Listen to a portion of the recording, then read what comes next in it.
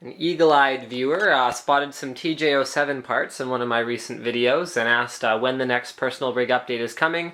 It is finally here. I'm sorry guys, I've been super busy and I just haven't had much time to work on the project, but I do have some updates. So sleeving is progressing.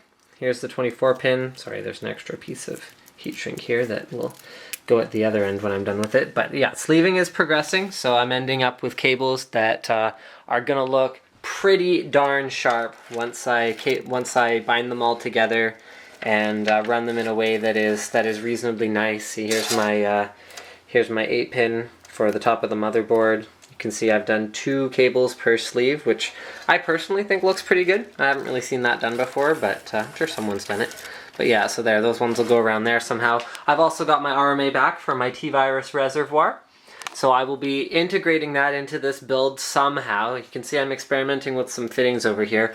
So this is my old Big Bang X Power motherboard. This is not the one I'm using, just because my system's running on my test bench down here, so I don't want to tear it apart just yet, but I think I'm going to have to in order to test fit everything before I send. See, you can see the paint's been stripped off of these parts before I send everything in to be powder coated, because I'm going to have to make whatever cuts I want to make in the metal before I do that. So you can see I've made some modifications to this case in the past. So there's a hole here for running fan cables from these 2 92 mils and the 2 120s that go in the top.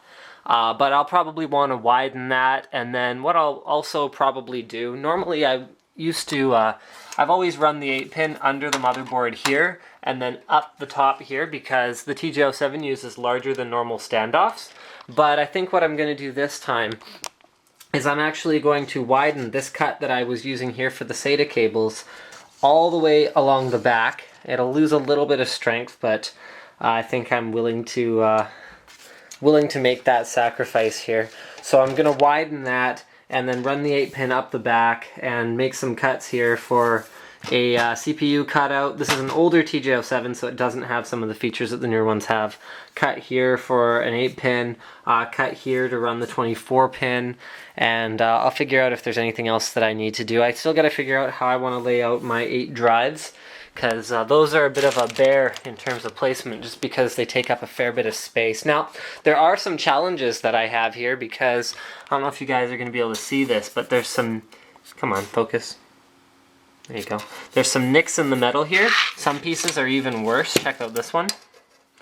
See, it's full of little pock marks. And that was something to do with the stripping process. So not only that, but it completely ate the threads out of this piece. And then there's one other piece that's having a bit of trouble with the threads. I was able to put the case back together, though. It just means that, oh, and these threads are still intact, which is really fortunate, because I did not want to try to rebuild those in any way. You can see here I'm using some masking tape to dry fit the T-Virus res without scratching it. I won't be using that when I do the final build.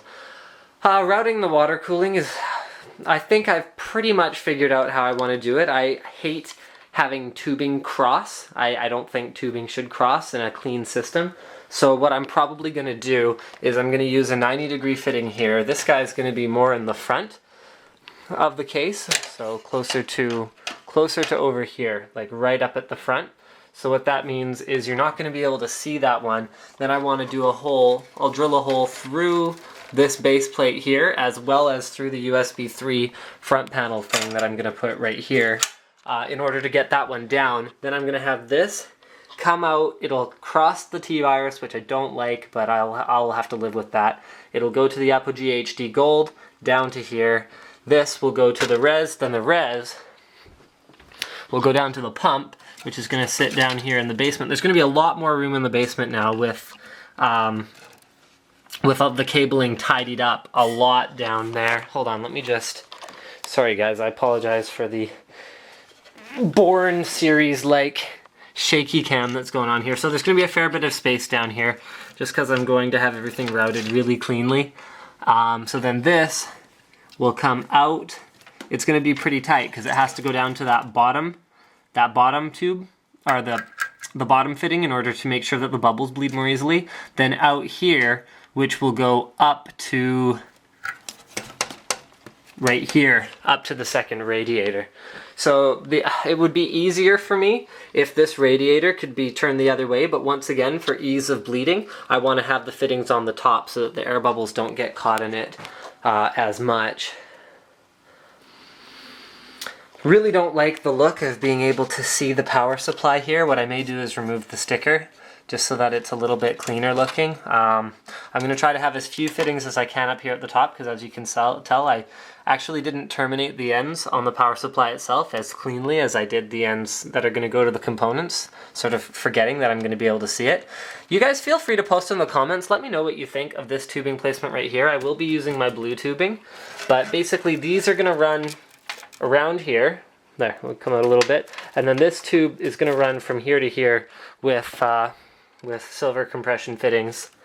I just don't know about that one. If I can tighten it up a little bit, it might help, but I'm just not sure. In terms of SATA cables, I've almost decided to go away from my usual UV reactive SATA cables. Let me see if I can just find them. They're the ones that come with Intel's high-end boards, or at least used to come with Intel's high-end boards. Anyway, I can't find it. But I think I'm going to go with this guy because it does match the color scheme of the board, even though it's not reactive in any way.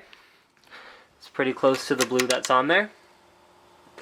And it'll allow me to have a really tidy run. So what I'll do is I'll go straight from the SATA output here. Then I will bring it through a hole. So I'll cut, maybe that hole will go further, I'm not really sure, through a hole, and then up here over and down to the optical drive. Now this right now is screwed into some holes in the motherboard tray that happen to be threaded correctly, but what I'll probably do is move it over just a touch and drill some new holes because it doesn't look like this is going to quite fit. I may also get a different optical drive. I haven't decided what to do about that. I'm either going to powder coat this, or I'm going to get a different optical drive so that it'll be flush here and it won't be visible. This is an older one. It's an HD DVD Blu-ray combo drive, so that's why it's so long. Too many lasers inside. Still haven't decided what to do about the outside of the case. The finish is damaged to the point where I don't want to just leave it, but I'm not really sure if I want to paint it anymore either. I may send it in to be powder coated with the rest of the internal parts, but I think the whole machine's going to look really plain if I do that, so I'm still very much waffling about that.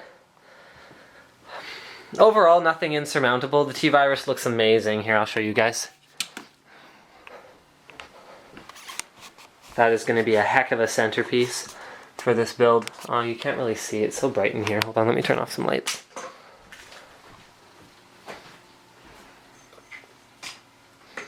That's helping a little bit. You can kind of see what it's going to look like. Oh, sorry guys, let me just... Oh no, I can't really take that down. There. That's okay, you can kind of see what it's going to look like. So that's going to look slick. I'm just going to go with clear distilled plain water for the liquid. I'm not going to do any kind of coloration just because I don't want to deal with the gunk that inevitably builds up. I mean, I've got quite the dye collection, let me tell you. I have used a lot of dyes in my day, and there's no winners where dyes are involved. There they are. This is my favorite dye though. This is some awesome fluorescent green stuff that aqua tuning way back in the day. But yeah, I got some old D-Tech dye. This stuff was horrible. Got some Fesser dye. Stuff's alright, but eventually, which color was it? I can't remember. There's one color that I had that gunked up. I'm sure they've changed the formula since then. It's been a long time since I've used any of that stuff. Oh, there's my old triple rad that I used to be using in the bottom of my case. Now I'm using the quadruple. So I think that pretty much does it for my update for now. I still have to go to the local glass shop where they told me they should be able to do a one-off piece of glass for me. So sick of this gross scratched up acrylic, so I'm gonna get something better for that. I still gotta send away whatever parts I decide to send away. Like this is going to be a bit of a challenge because this is supposed to screw on to this piece here, but because all the threads are dead, what I might end up doing is riveting it on and then sending the whole thing to be powder coated as one piece. So I still have a lot of prep to do before I can go any further. So thank you for checking out this personal rig update video, and don't forget to subscribe to Linus Tech Tips for more unboxings, reviews, and other computer